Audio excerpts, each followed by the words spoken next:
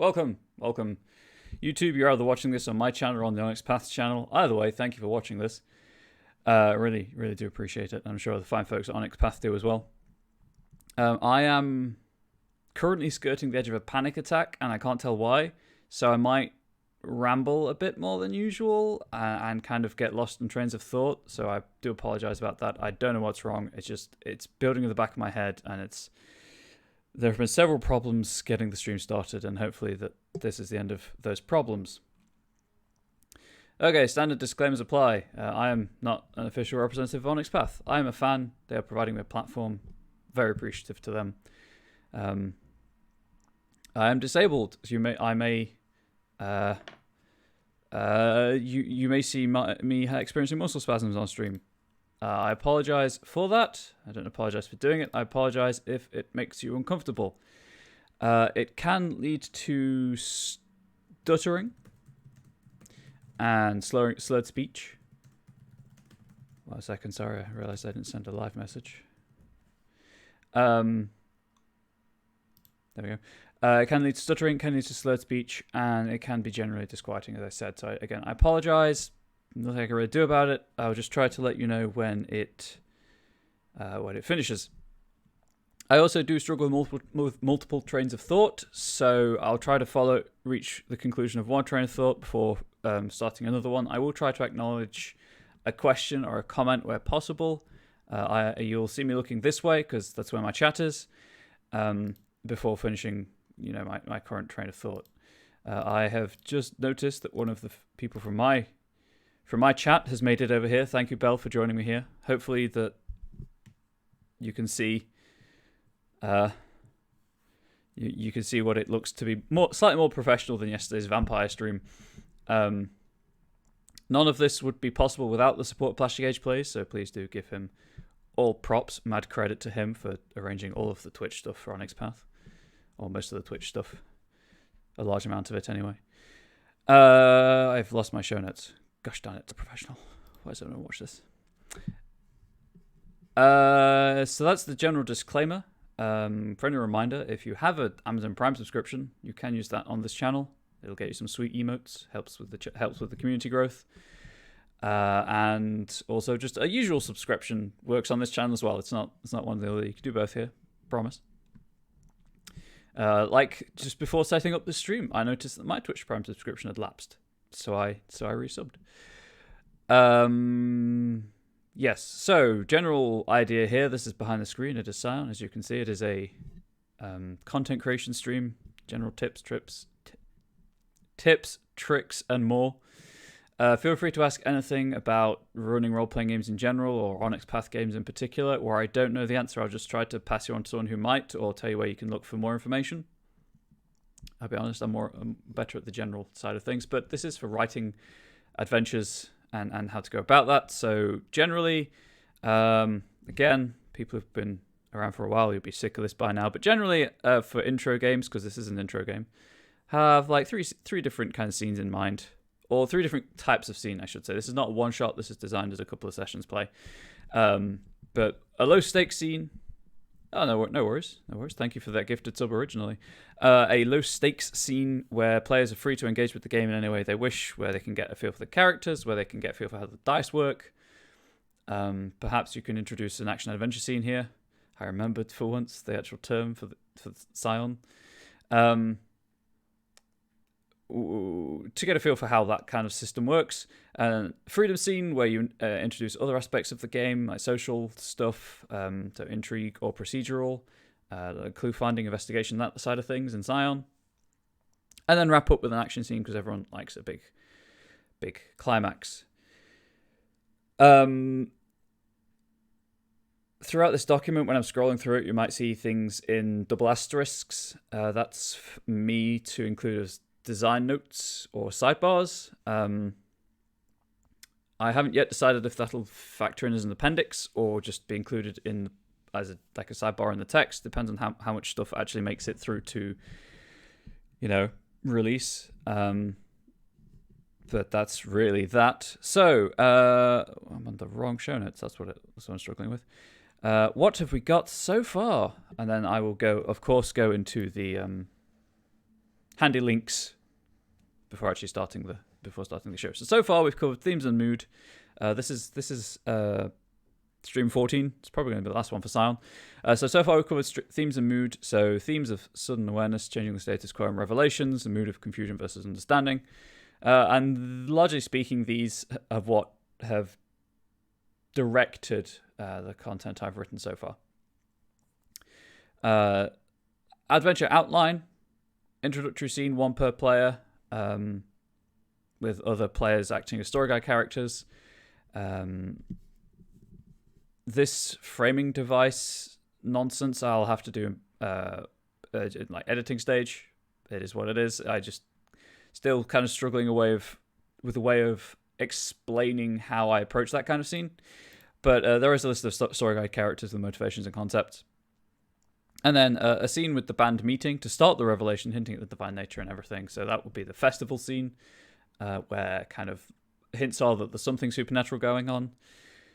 Band investigation for procedural scenes and momentum and all of that. Those mechanics, those are the interrogation and the hunt. And then the finale, which is what we tackled last time, 2 weeks ago. Big action adventure scene. And then 2 weeks ago I started writing visitation scenes, and they can be slotted in at any point, and we'll finish up writing those today. I apologize for the light quality. I've just noticed how washed out I look. I'm pale anyway, so it doesn't help. We'll finish visitations off today, and I say they can be slotted in anywhere they want. So scene 1, menu paths, because you've got to kind of tie it in with Onyx Path for that sweet promotion. I don't know. I thought it was amusing at the time. One scene per character, just designed as like an improv heavy get to know the character scene. Each one has a thread at the end of the scene, which ties all of them together. So they're not designed to be played in the order they're written. I mean, you can if you want, but they're not. You don't have to. Or if you don't want to do one scene per player, or after that, you go into the festival scene, which is just a way of getting to grips with the game mechanics. Like there's a couple of games down here that players can get to grips with, highlighting complications, difficulties, complex actions with the House of Mirrors maze, various other activities, just to get players rolling dice more than anything. It was also a great thought experiment for me.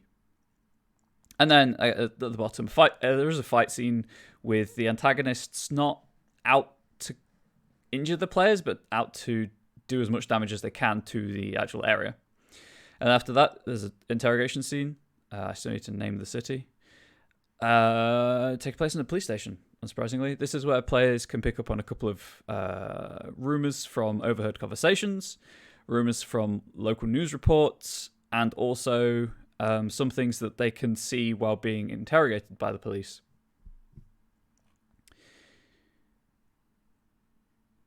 What up, Silicon Path? Good to see that you're feeling better today. Then the hunt is something that they can do after the interrogation or before it. Obviously, if you're doing it before you picked up the clues, you'll have to work in the clues somehow. But it's just an explanation of the clues and how they lead to various things. And then the clash, which is the finale scene. The area that it takes place in is broken up into a couple of fields. Proper formatting, very important. I'm just going to tidy up. There we go. 6 fields. There we go. Each with its own kind of short description and environmental effects and that kind of thing. Field qualities. And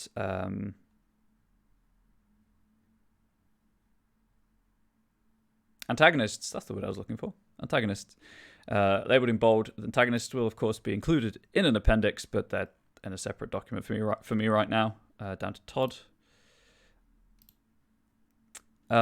Quick chat opinion poll, I guess.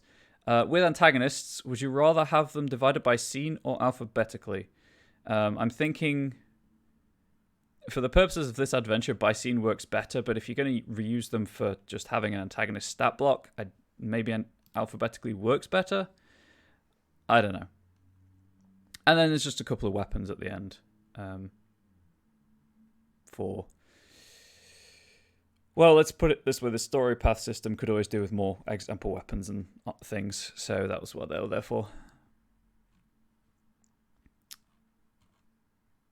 They've updated Google Docs. I'm not sure I like it.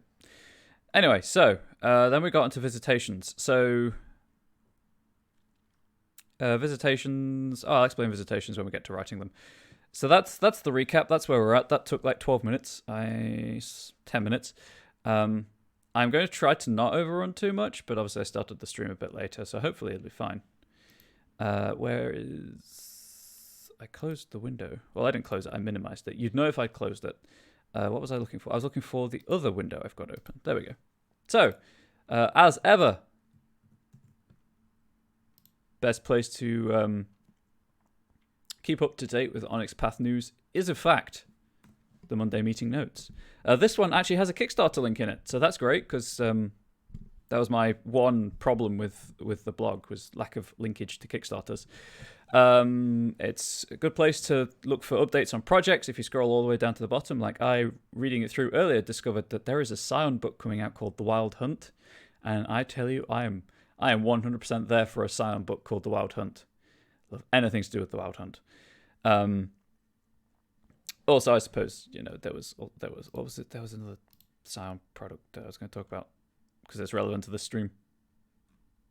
There we go. Demigod has hit manuscript approval, so that's pretty hype. That'll be the third core book. And also in art direction, Titanomachy, the art notes have arrived, so that will be ticking along quite nicely. The companion's still in layout, alas and alack. I need me those extra pantheons, but there we go. I like them in the scene personally. I think existing official materials tossed them at the end. I believe you are correct. I could check right now, but it would slow down the stream, obviously. I think generally they're just always in a appendix. Yeah, so check that.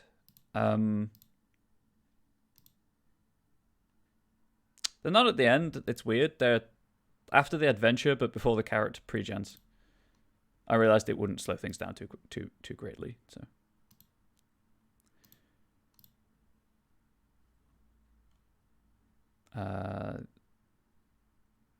just realized there's okay. So I've got a template for antagonists, but no template for player scions in this document. So that's something I'll have to work on. Anyway, if you'd prefer them in the scene, well, what I could do actually, because this is just going to be, because this adventure when finished is going to go up on the Story Path Nexus pay what you want model with crediting towards the Twitch, the Onyx Path Twitch community. What I could do is maybe put them up, include them with the scene. For the main adventure, put them up as a separate file as a free download. As just like sample story guide characters, maybe. That might work. And then the options there if you just want to grab the stat blocks rather than the actual adventure.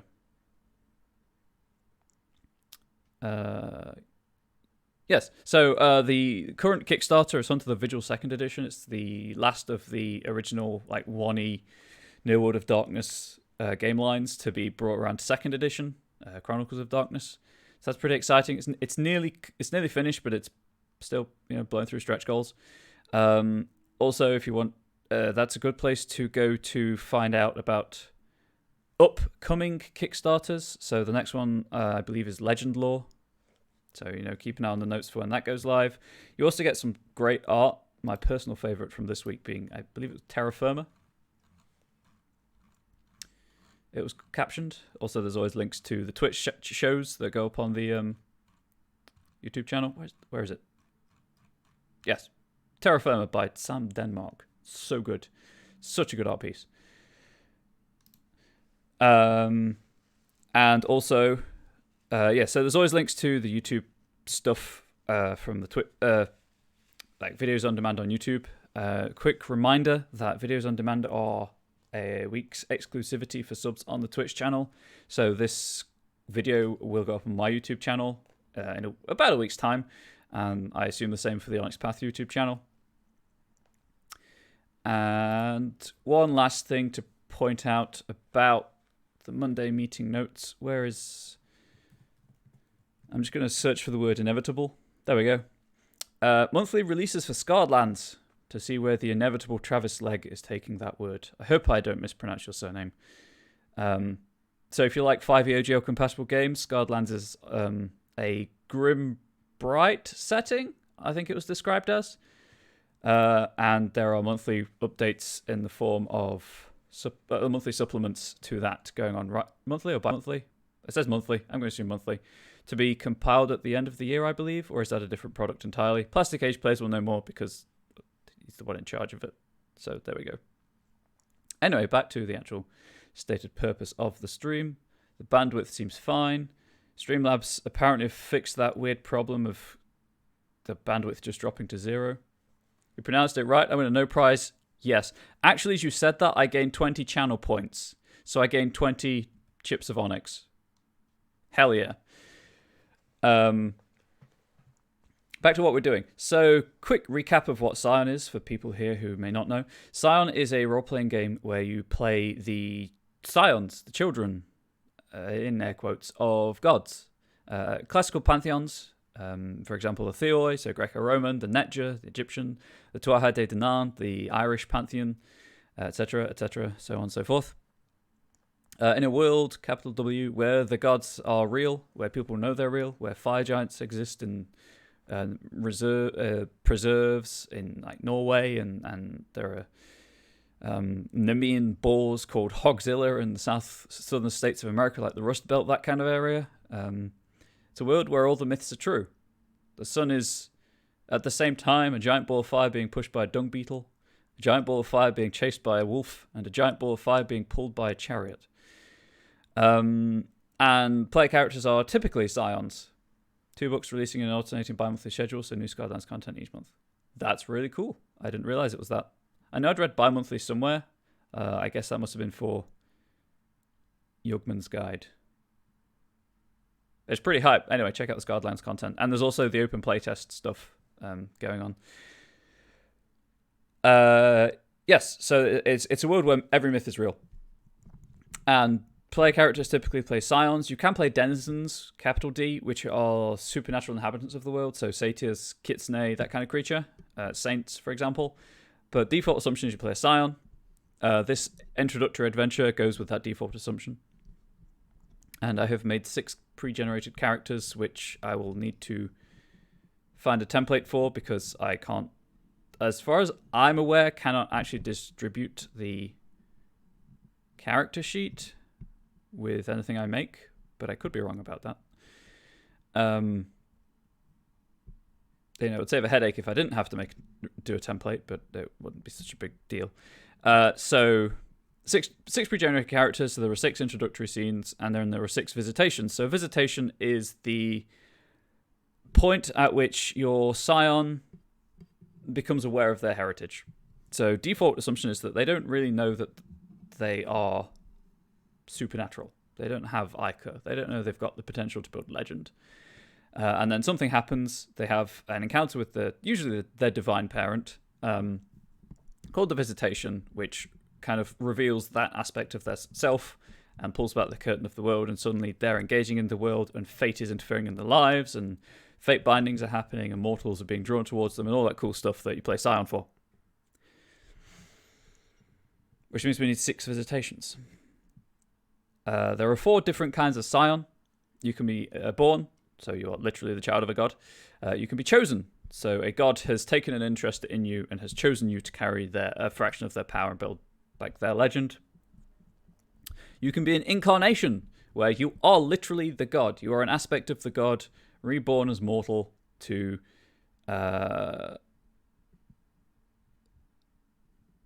cool. I appreciate that. I mean, I have the sheet, obviously. Mr. Gon did great work again.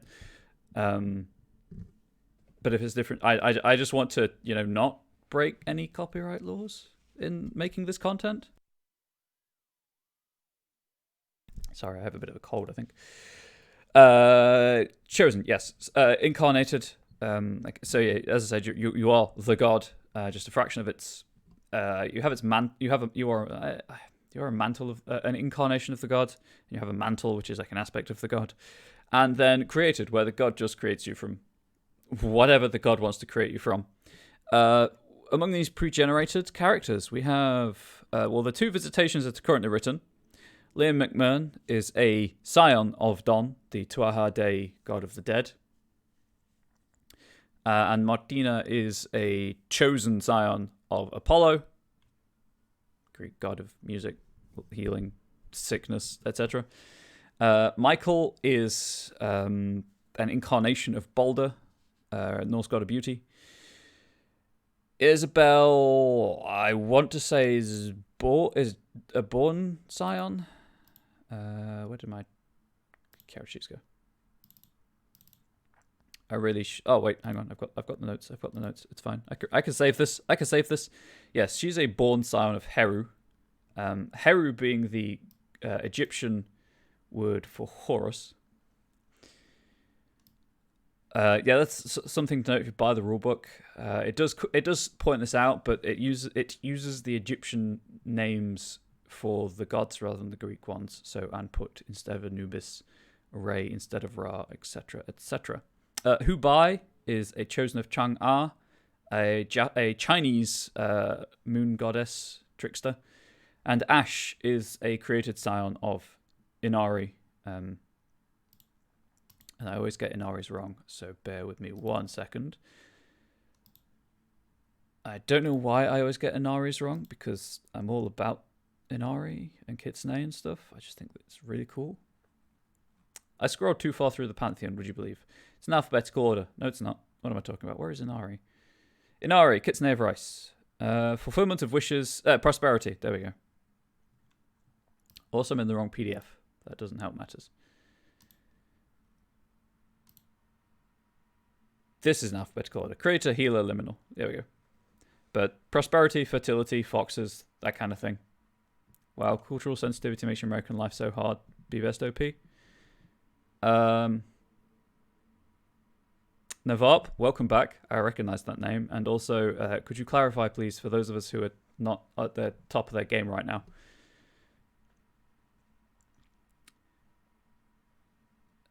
Anyway, so, visitation. As it says here, oh, right, text level. Those of you on mobile, I got you. That was sarcasm? Oh, that's fine. Sorry, I'm on the edge of a panic attack right now, so my mental agility and acuity isn't terribly great. But yeah, being culturally sensitive, it's so difficult, right? So each, as it says here, hopefully this is large enough for people on mobile to see the text now. I was informed, I did a short one of these yesterday on my channel for a vampire game I'm running, Requiem, not Masquerade. And I was informed afterwards the text was still a bit too small after I'd zoomed in, so I've just zoomed in further and hopefully it helps. Each visitation could feasibly appear anywhere in the preceding adventure or could take place afterwards. As such, each includes a suggested inciting event as well as role-playing hints for the incarnation of that character's parent and any additional information relevant to this and any following adventures. So Ash has been kind of the viewpoint character. Take a breath and hydrate. Look, I'm trying to breathe as much as I can, and I made myself some tea, and I made it with really hot water, and it's still not cooled down properly. So I'm going to have some just normal water from my swag tankard, and then continue. So I was thinking I might leave Ash till last. Hopefully that's not in the heading. The only problem I have with having zoomed in so far is I'm just worried that this is heading text, and I don't know why, because I know it's not, but... Normal water like a mortal? Yes. Exactly like a mortal. Well, it's filtered, actually. The water around here is quite hard, so I filter it, but, still. Like a mortal. And if anyone doesn't know the difference between hard and soft water, essentially hard water has more minerals in it. That's it, basically. I occasionally have sensitive digestion, so it just helps if I filter water. Okay, let's go with Isabel, because Isabel's the other scion. So, inciting incident. So, Heru, let's reference our PDFs. Nadju. Not Heru. Heru. Guardian, leader, warrior, beasts, falcon, moon, order, sky, sun, war. Yeah, that's pretty much what I thought it would be. So again, Heru is Horus, but Egyptian term rather than Greek. So Isabel is a pilot and helps with solar research programs, neither of which kind of lend themselves to an inciting event in this adventure, which is a problem. So let's go with symbolism. Or we could just tie it to degrees of success, but I'd rather not. I'd rather have it have like a narrative thing rather than just entirely reliant upon the dice rolls or stunts or cool things like that. Also, again, feel free to ask questions at any point about anything I'm doing or about, as it says, planning and running Onyx Path role-playing games. Okay, let's see. What does adventure include? Adventure includes a festival, an interrogation scene, the hunting for clues, and then the fight scene.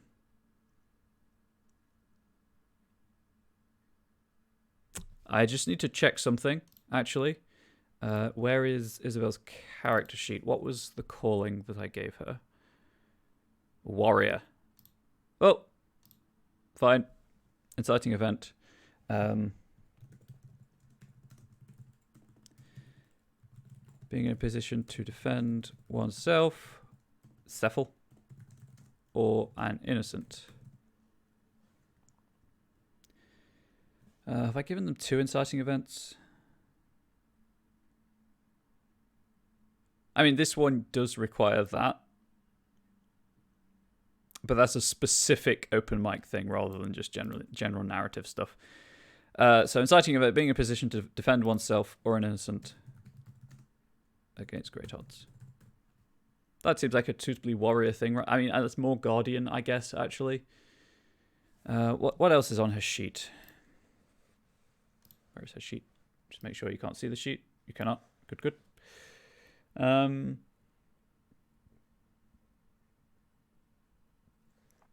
So rather than defending oneself or an innocent against great odds, let's have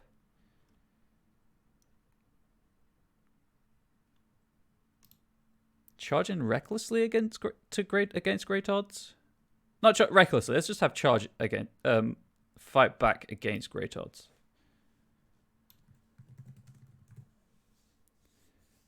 And whatever that is entirely dependent upon the story guide, but I think that kind of works well enough. Right, so this incarnation of Heru. Something I do enjoy doing, actually, because I don't get to play Scion all that much, but I think about it quite a bit because I just love the mythology and stuff. My degree is religion and theology, and I took a very broad spectrum, almost anthropological focus to it. So I love stories and myths. So that's what keeps bringing me back to Scion. But obviously this is a world where the gods are real, but they're trying not to interfere too much, or when they do kind of get involved, it's only fractions of their power. So it doesn't have to be the stereotypical personification of the god. So, for example, one character I have, should I ever need it, is an asexual scion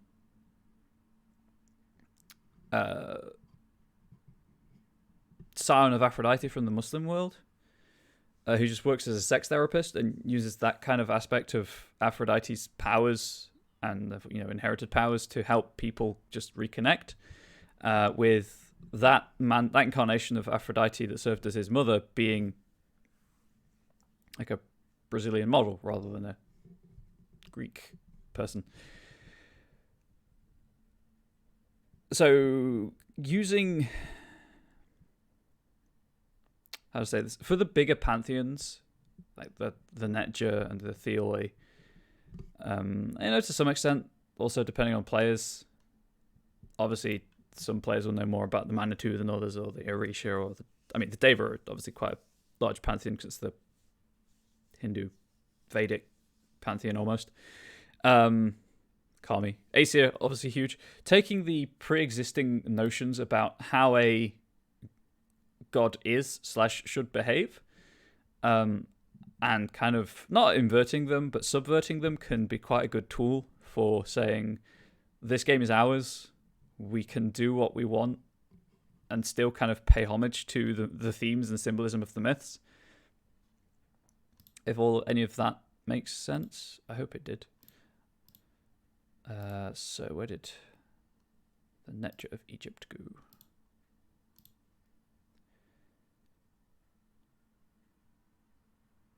Heru, Lord of the Black Soil. Horus, Necheni.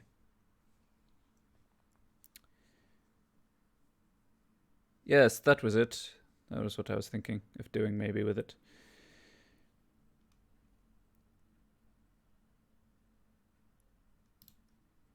Okay, so this incarnation of Heru. So it makes sense for this to be a warrior incarnation because Isabel has the warrior calling as well. So in a position of quote unquote violence, not necessarily thinking police because that to me would fall under guardian, and I don't want to get into a commentary on the rise of violence committed by judicial forces. I'm thinking more neighborhood watch, actually, if I'm being honest. So this incarnation of Heru, and it's also something worth considering is whether or not she knows her father, because yes, she's a scion of said god, but she doesn't have to know them as such. The rulebook has fiction in it, as most Onyx Path books do.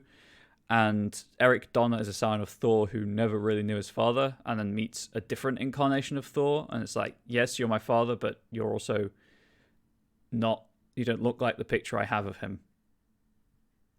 Anyway, so this incarnation of Heru is currently the head of local neighborhood watch, in brackets, suburbia, and has been an active member of Isabel's life as her mortal father.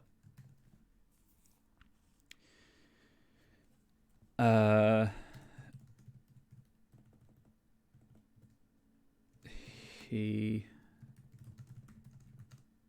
hopes that his daughter will. Let's have some.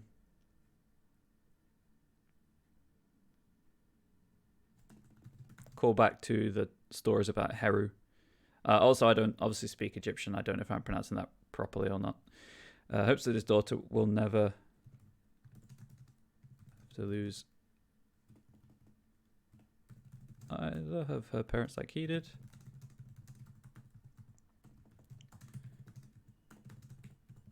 Just refresh my memory about something. Yep. Wishes for her to one day ascend to a position of leadership. And in order to, there's a lot of ands in that sentence, in order to become queen is the wrong word. I don't want to repeat the word leader. Oh, I just put authority. That's not how you spell that word in the slightest. In order to become the leader he knows she can be.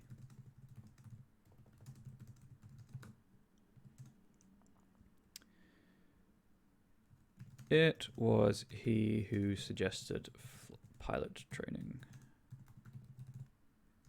to her. So then you get kind of, it might be interesting. There might be an interesting source of drama between, hey, I'm your father. I've been an active part of your life. I've supported you. I've, suggested pilot training, which is what you enjoy doing, to, hey, I'm a god, by the way. And that kind of, you lied to me. Why did you lie to me situation that naturally breeds drama. I'm putting off. Let's just do Michael first. Inciting event, the obvious one, which I'm just going to go with.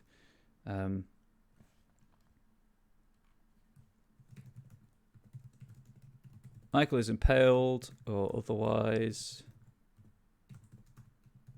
suffers a sudden sharp shock. I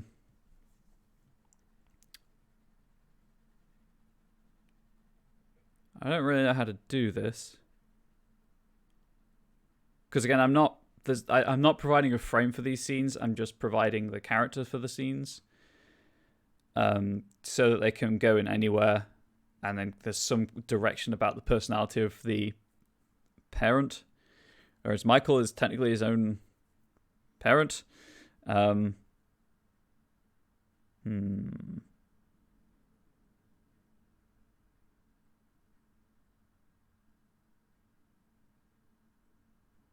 Okay. After the initial shock wears off, Michael realizes he feels no pain from the injury, but retains the injury condition.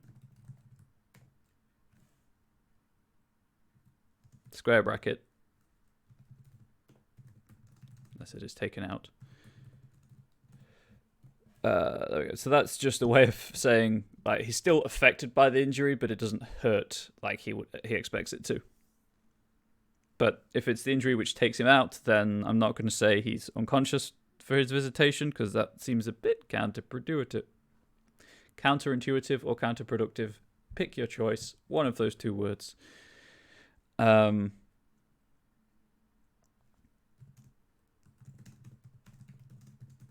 Next time he sleeps, he dreams of a longhouse.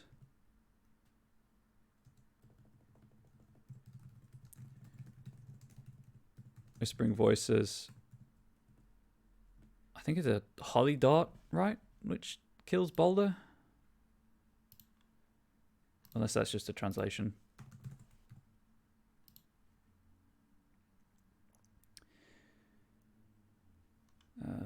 Just put this there so I can see chats if someone gets there first. Holly branch? Cool. Cheers. Couldn't remember if it's just a dart of holly or a branch.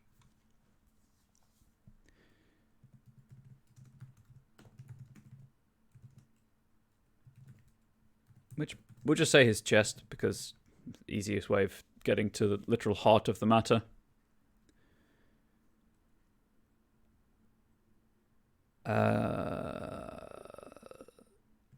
He awakens with the knowledge that he has lived many times.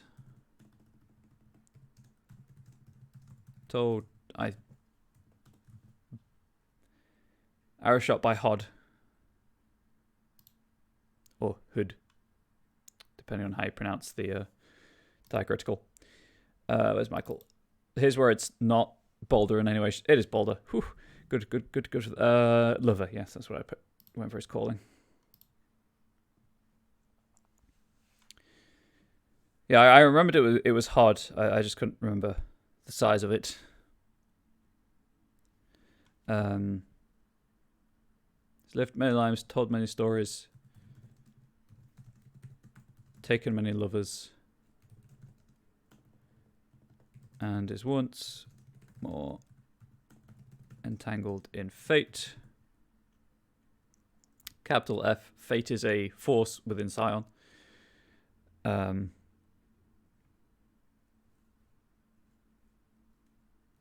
Hopefully that will be enough to get the character to...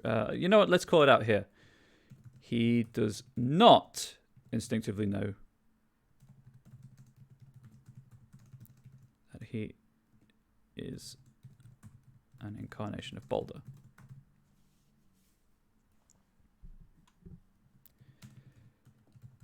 Just that he is an incarnation.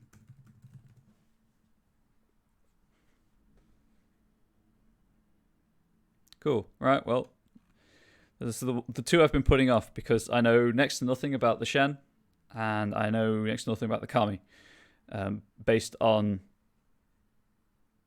apart from what was in the rulebook, obviously. So my notes for Hubei, again, sign of Chang'e. Cyber anarchist. Life isn't easy when you're always traveling as a child, but it gives you the skills to blend in as an adult, become one of the crowd, do whatever you wish to tear it all down, and create a new society of like-minded people. So there was a link there. Bear with me while I pull up the Shen, or the Celestial Bureaucracy, your choice of titles.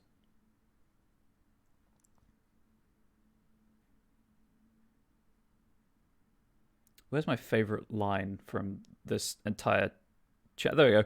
No one was more surprised than Confucius to learn Confucius had become a god. Anyway, that just always makes me laugh. That also means I've gone too far. There we go. Oh, it's Chang'e is the first one. Put this on a different monitor so I can see the chat still. There was a reason. What was the reason I tied in with... Sorry, I need to read this real quick, so you're gonna have to subject yourself to dead air and occupy yourselves.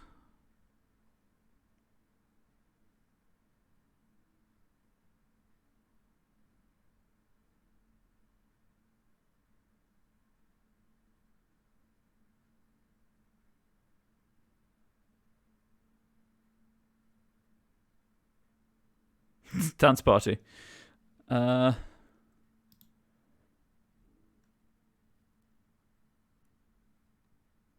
I was just seeing if there are any like dance suitable emotes that you could all use, but there really aren't. Obviously, this is being captured for YouTube, so YouTube, enjoy the Twitch emote list. There are Lord Helix. There are quite a few now. These are all globals as well. Everyone has access to these. I think it was just going for what you want, and dubstep dance party, drop the dubs and or possibly the wubs. I think my reasoning when I made this character was that she's someone who goes for what she wants, no matter, like, regardless of the fact that she doesn't know what's ahead of her in the darkness. Hence, she's a cyber anarchist. That's what my note said, right? Yes. White hat hacker, ethical hacking. That's it. That was the concept basically. Boots and pants. I've never heard that one before. I'll be honest. Okay, so also I believe her calling was Trickster. I should just have opened these character sheets in advance. Whoops. Yeah, so calling is Trickster. Okay, so inciting. She's a trickster, so the inciting event would be tricking someone, but not a mild trick, like on a grand scale. I'm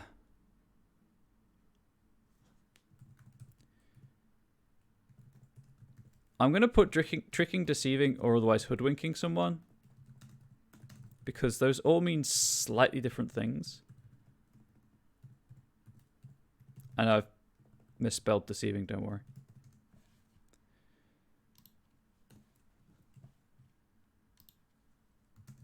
Hoodwinking a group of people.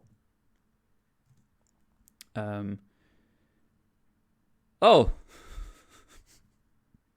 the countdown to the stream has updated finally to say now live, so that's cool. Or otherwise hoodwinking a group of people. Right, so here's the tricky bit. The description for Chang'e, which again, I don't speak Chinese, I hope I'm pronouncing it correctly, calls out that Chang'e's scions share a reputation for flightiness, selfishness, and superficiality, which Chang'e herself attributes to the eyes of sexism on a woman who knows what she wants and goes for it. So the question here is really, do we lean into that and have it be for selfish gain, or what she's doing is actually helping people?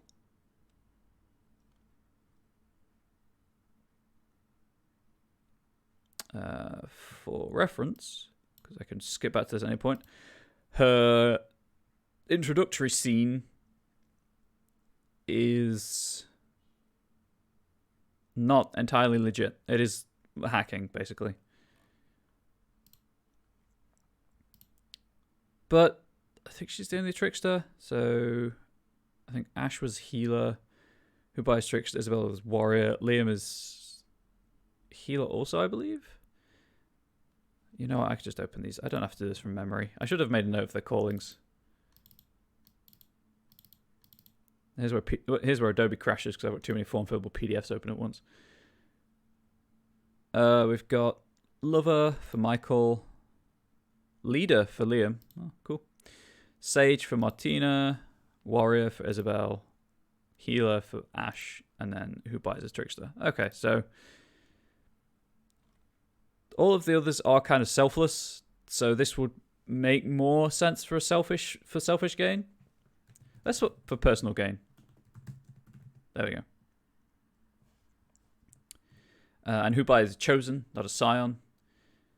But Chang'e generally appears as a Han Chinese woman, I believe it says. Yes.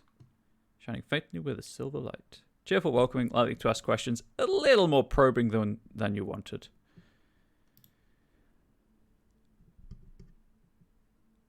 Okay, so I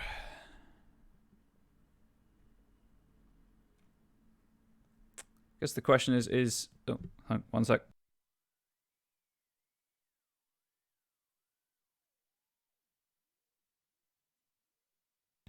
Is this incarnation of Chang'e known to Hubai? Previous mark. Let's have it. Let's have she's hacked this incarnation's private server or whatever. Nation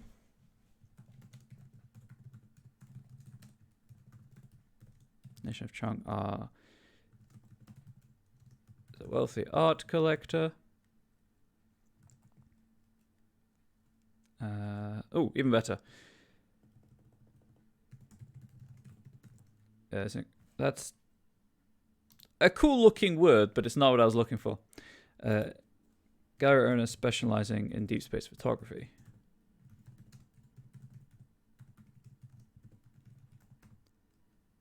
Photography exhibits and a former victim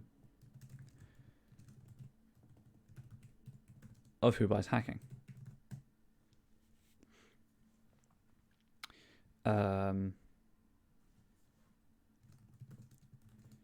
She has kept a keen eye. I believe Bai would be the name, the given name in Western convention styles. I think I did it that way around. You know, as one ought. I don't know. Bai's a surname. Whoops.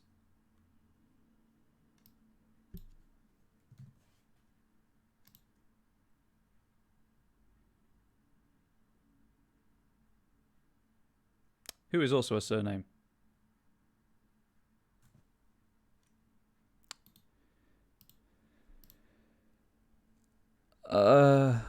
Okay. I might have to rename the character, maybe. One second.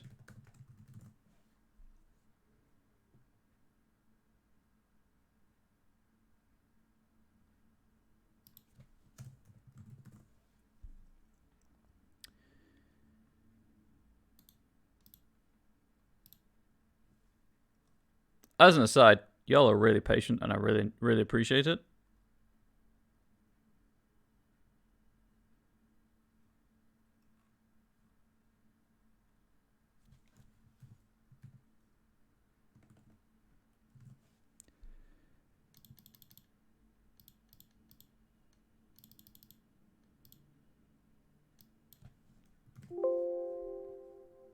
That's the Windows nothing going sound.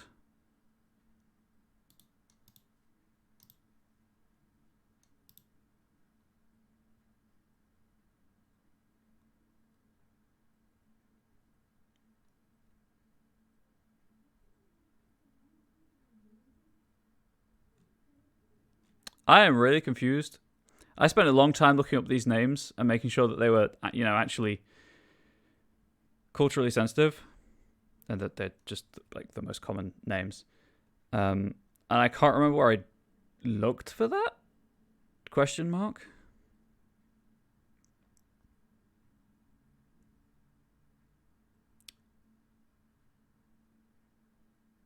So I don't quite know what's gone wrong here, but I will return to this off stream and try to figure out what I did.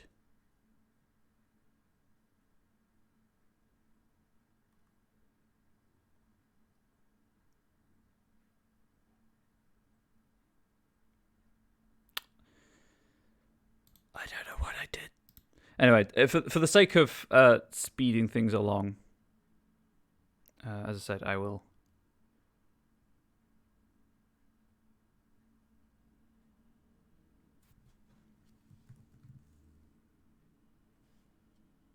Seven of 104 matches. Yeah, I will return to this. I might have to rename this character, or I'll find the actual original research I did, and it will be fine, and I'll be worrying for nothing. Anyway, so for now we'll just placeholder XXXXX.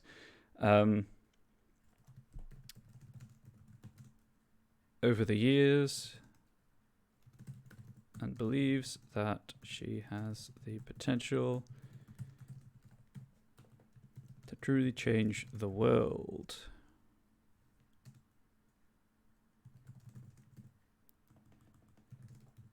For the better, if not through legal means.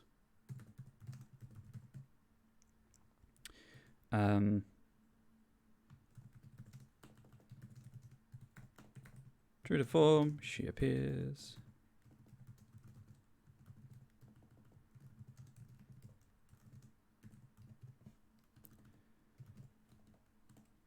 God, that has completely thrown me off balance, and I wasn't terribly balanced to begin with. As a Han Chinese woman who enters XXX's apartment at night. That wakes her up, but kind of nighttime call.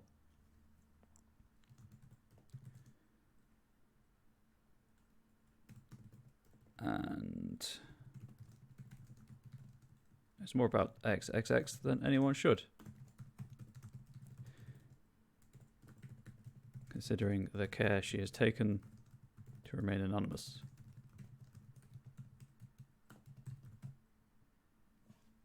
There we go. I'm just going to have... Sorry about that.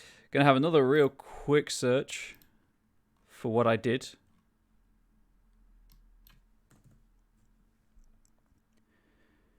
Also, as Silicon Path has just flashed it up, 100% recommend the Onyx Dice app. I use it in a Vampire the Masquerade Chronicle I run.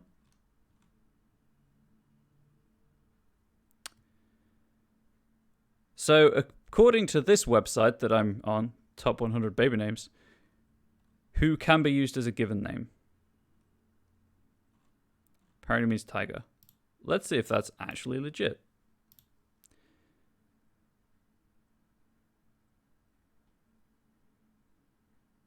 Not in classical Chinese.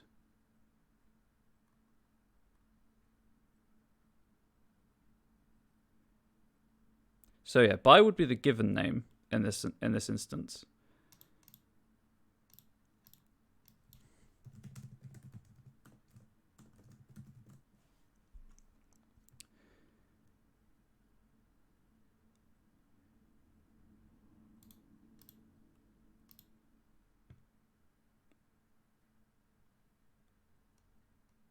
Aha. I may have found what I did.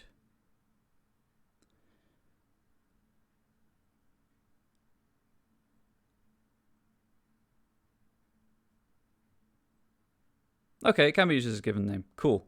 That's fine. Most excellent. According to this, which is obviously really, really swift research, apparently it can be used as a given name or a surname. Also, it's a name. Names are weird. Don't get me started on names. So we'll just replace this for now.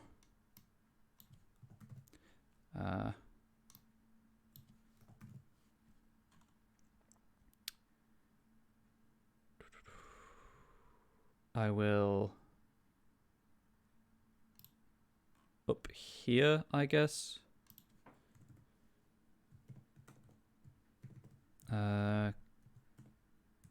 Care has been taken to include characters of ethnicities different to my own. I apologize wholeheartedly for any mistakes which have been made. That have been made.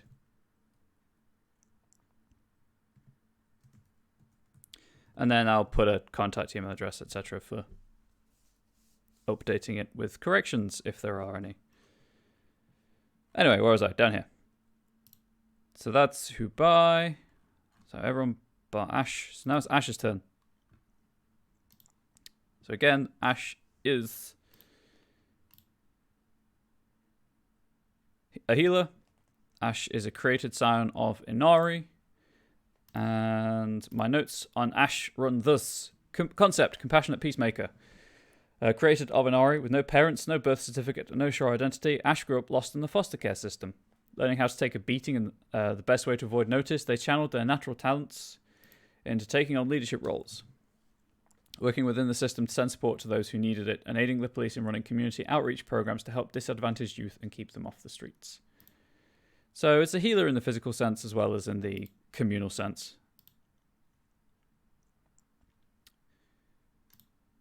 So that would be more defending the defenseless kind of situation.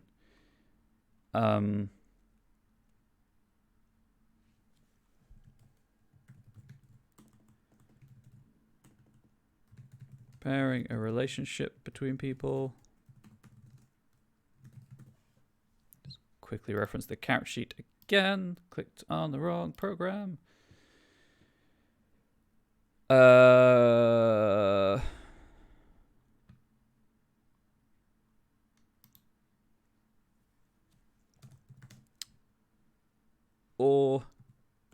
receiving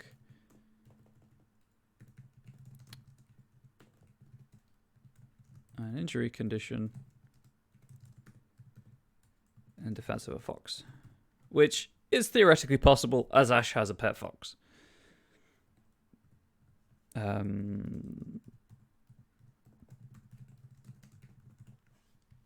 Right, quickly go to the Kami section. Inari is one of the most widely worshipped Kami, by the way, if I recall correctly.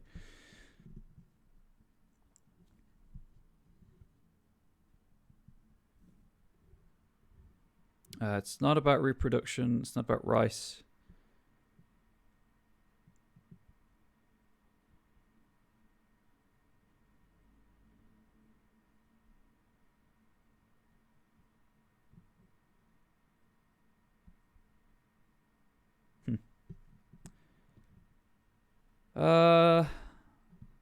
Inari's kind of broad. Let's say this incarnation of Inari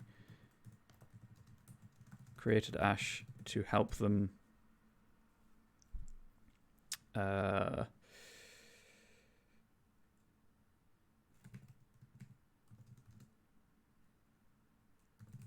finish a social outreach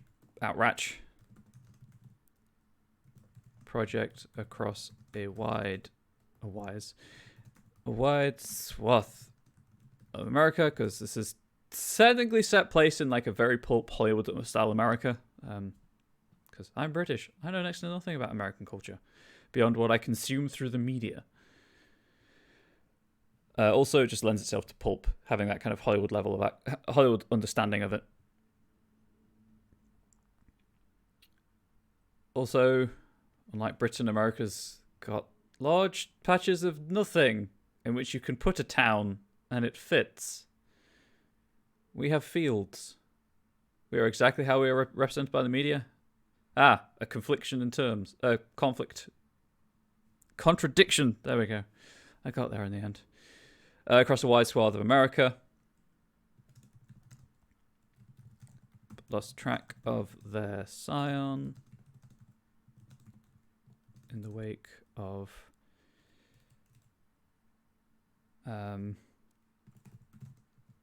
local civil unrest. They have recently rediscovered ash and are content to take a backseat for now, providing a compassionate nudge in the right direction if needed.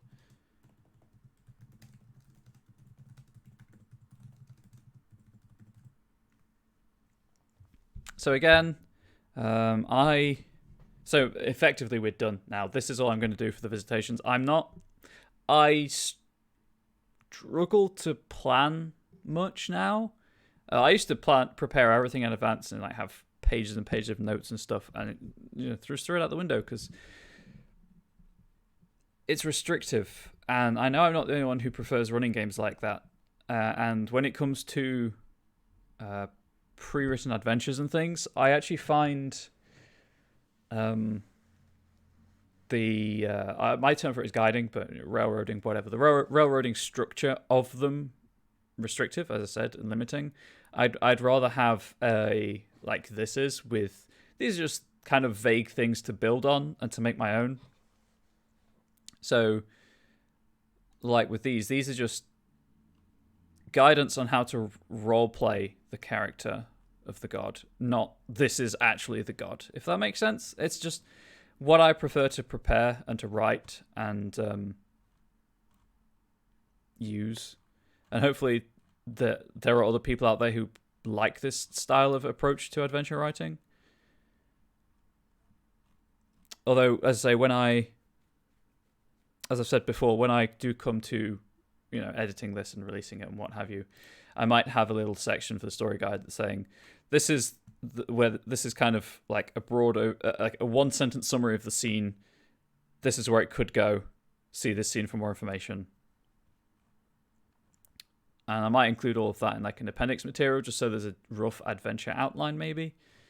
I think that might be useful to do. Also, it's taken 13 and a half streams. The first stream was just 2 hours of me on a soapbox. Never forget that 2-hour GM tip stream. But we are done with Scion. We're done with The Rude Awakening. Don't look for this to be released anytime soon. I have a chronic lack of time at the minute, and that's not changing anytime soon, but I promise, as soon as I can, get this sorted in Word, formatted properly, proofread, get art sorted, work on appendix stuff, and then upload it to the StoryPath Nexus. But never fear, that is not the end of the stream. I still got like 45 minutes. So, YouTube for now. Thank you for watching. Thus endeth. I'm done with Scion for now. I will be returning to Scion after the next thing is finished. I just want a break from it. Hopefully you all understand. Thus endeth Season 2 of Behind the Screen. Twitch, just stay with me for the start of Season 3. But YouTube, thank you for watching. Hopefully it's been interesting. And obviously all that good stuff. Like, comment, subscribe. If you really want, you don't have to. Have a good day.